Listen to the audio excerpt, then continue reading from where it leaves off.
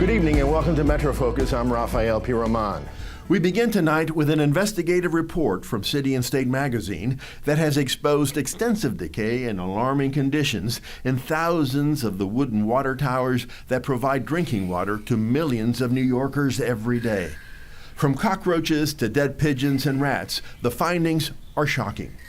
A review of city records indicate that most building owners still do not inspect and clean their tanks despite a law requiring them to do so. And there is widespread agreement among EPA scientists and health experts that the conditions found almost certainly present health risks. Jenna Flanagan spoke with Frank Runyon, senior reporter from City and State, who broke the story. Jenna? Thanks, Raf. So Frank, welcome to the program. Thanks for having me on. Appreciate it. So first off, how on earth did you even discover this story or realize that this was a problem? So this goes back to 2011, before I was actually a paid journalist. Was one of the early story pitches that I had. I was wondering what was inside of the water tanks. It was just supposed to be a little feature piece. Never in a million years did I think that there was drinking water inside of them. But as it turns out, there was, and from there began a very long story of looking into these water tanks and trying to be able to best tell the story of what's going on inside of these tanks. And that seems a great journalism story. It was just something that I was just wondering. But so I want you to take us inside some of these tanks, because that's what makes this article so shocking, is that it's gross. It is very surprising. I think particularly with all the rhetoric around New York City bragging about its water quality and how wonderful and pure it is, how much money they invest in it, and they campaign on it. There is a blind spot, it seems, in the oversight.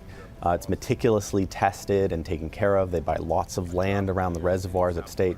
And, but when it arrives at curbside at buildings, it becomes the landlord's responsibility to care for the drinking water. And it's at that point that water's pumped up into wooden barrels, the construction of which really has not changed much in 100 years. There are electric pumps, there are heating mechanisms, but when it comes down to it, it really is a wooden barrel on a rooftop. All right, and then it's not just that we're talking about water that's being held in a wooden barrel on a rooftop.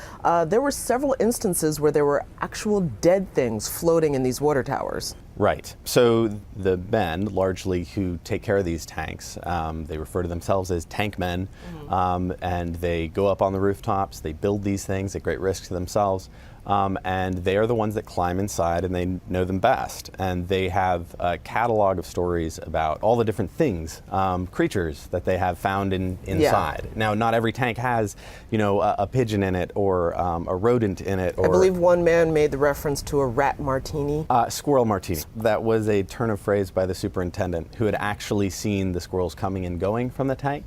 And he made the joke to the tank cleaner, who thought it was far less funny. And there were 2 squirrels that had drowned in that drinking water supply. Now, when you were reporting this story, you did, of course, reach out to several scientists who were alarmed at what you were finding, but were there any health risks that we know to people who were drinking this water? So it's very difficult when you talk to scientists about a particular test case and they're not able to be there with their equipment and test the samples. And so there's only so much that they can say. But the big takeaway from this, from all the experts' perspectives, is how little is really known and how little is properly recorded in terms of the actual day-to-day condition of these water tanks. And that's what they were calling for, testing that happens before you bleach and clean the tank. At the moment, they bleach and clean the tank, and then they record observations of, is it dirty? After it's cleaned. Okay. And so many of these reports are really spotless, and they do not match what is commonly understood to be the typical condition of these tanks. What was the city's response to your story? The health department has yet to reach out to me. They said that they would call me, but they have not since we published. The health department, that is, and nor has the Department of Citywide Administrative Services, who is in charge of that particular tank on top of the city sanitation offices that we had a photograph of that was in really bad condition.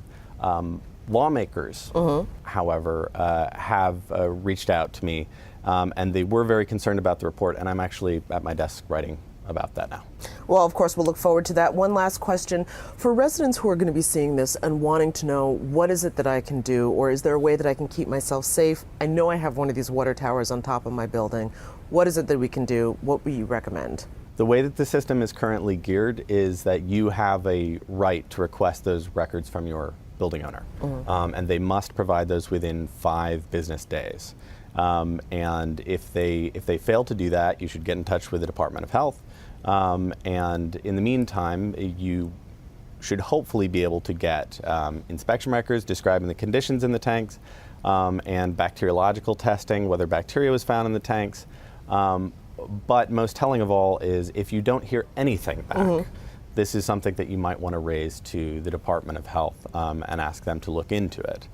Because they may not be inspecting or cleaning the tank, and they might not have any records to give you. Well, thanks for joining us, Frank. And of course, thank you for uncovering this story that most of us didn't even know was floating above our heads. Thanks so much for having me. Thank you.